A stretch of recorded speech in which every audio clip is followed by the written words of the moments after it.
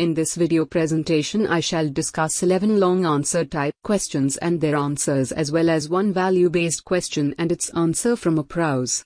The name of the prose is A Letter to God and the name of the writer is G.L. Fuentes. Now my dear students, I welcome you to my educational channel. The name of my educational channel is Priyanka Datta. Here you will find video presentations on English language and literature of school level, college level, as well as of competitive examinations. Now let us move to the main focus of this video presentation. Long answer type questions and their answers. Question: how would you assess the appropriateness of the title of Fuentes' A Letter to God? Answer: the title of Fuentes' story raises several questions. These questions are about the identity of the writer of the letter, the reason of its being written, its content and the reply which it receives. The story provides their answers by stating that out of his belief that God is merciful, Lencho writes a letter to God asking for 100 pesos for saving his family members from starvation. It also states that in reply to his letter the postmaster, on behalf of God, gives him 70 pesos through a letter. Moreover, the story under review involves other events and characters which are pivot around the titled letter written to God. Thus the title becomes appropriate. Question: what is the central theme of Fuentes' A Letter to God? Answer: Fuentes' A Letter to God is about humanity. This noble quality is exhibited by the postmaster. Having read Lencho's letter, he becomes impressed by both Lencho's ill fate and faith in God's mercifulness. Since he does not want to shatter Lencho's faith in God, he decides to help Lencho. In order to fulfill Lencho's claim for 100 pesos as much as possible, he gives a part of his salary and collects some more amount to collect 70 pesos. He sends this amount to Lencho through postal means and tries his best to make it seem help from God. Finally, the kind of curiosity he evinces in Lencho's second letter to God reinforces this noble quality in him. Question: how would you assess the character of Lencho? Answer: Lencho is an experienced farmer. He looks eagerly towards the northeast sky because the much-needed rain is expected to fall from there.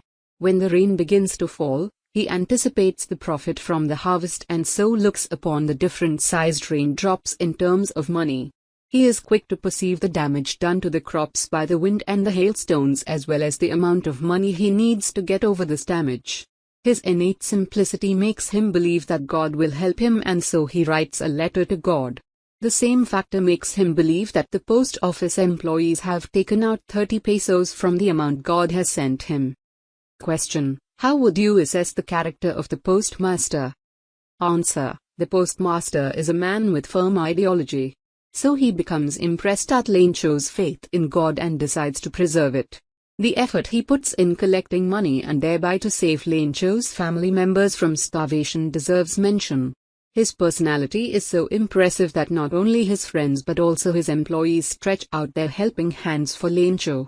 The satisfaction with which he sees Lencho receiving the envelope containing 70 pesos concretizes his fellow feeling for Lencho.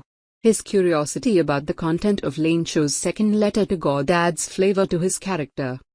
Question: how would you assess the character of the postman? Answer: the postman is a helpful sort of person. That is why, apart from his official duties, he does the work of assisting in the general activities of the post office. His initial attitude of banter to Lencho's letter to God is only a facade of his character. That is why when the postmaster refers to Lencho's faith in God, as expressed in it, he is quick to rectify himself. He with all probability contributes to the 70 pesos given to Lencho by the assumed God. His giving the envelope to Lencho suggests his change of attitude and refers to the elasticity of his character. Question: attempt a summary of Fuentes' A Letter to God. Answer: Lencho is a farmer. Naturally he needs rain for a good harvest. One night when there is rainfall, he becomes satisfied. However, very soon a powerful wind begins to blow and it is aided with hailstones. Thus all hopes of a good harvest end in smoke. Moreover, he faces the threat of starvation not only for himself but also for his family members. Out of intense faith in God, he writes a letter to God requesting to give him 100 pesos. The postmaster, out of reverence for Lencho's faith in God, gives him 70 pesos, though with the help of others. In reply, Lencho tells God in his letter to send the remaining 30 pesos. Thus Lencho does not lose his faith in God. Question: how do the wind and the hailstones negate the positive impacts of the rain? Answer: the rain creates the situation of a good harvest. Naturally, Lencho the farmer becomes happy. However, very soon hailstones begin to fall. These fall on the house, the garden, the hillside, the cornfield and the whole valley. The hailstones are assisted by the wind. The dance of the hailstones continues for 3 hours. As a result, the entire field becomes white as salt. Flowers and even leaves fall down from the trees. Moreover, crops are destroyed. Lencho senses that his family members will have to starve. Thus the wind and the hailstones negate the positive impacts of the rain. Question: what was Lencho's single hope and what did it lead to?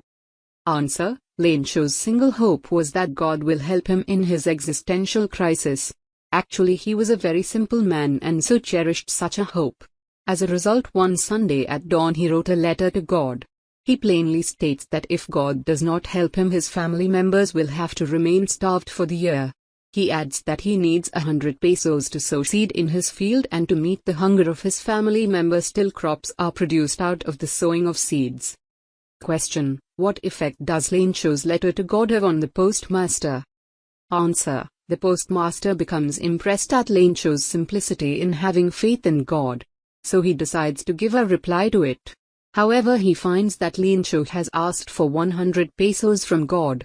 Since he feels that he himself cannot provide this amount, he asks his employees to help him. He also tells a number of his friends to contribute money as charity. With these he adds a part of his salary and the sum goes to 70 pesos.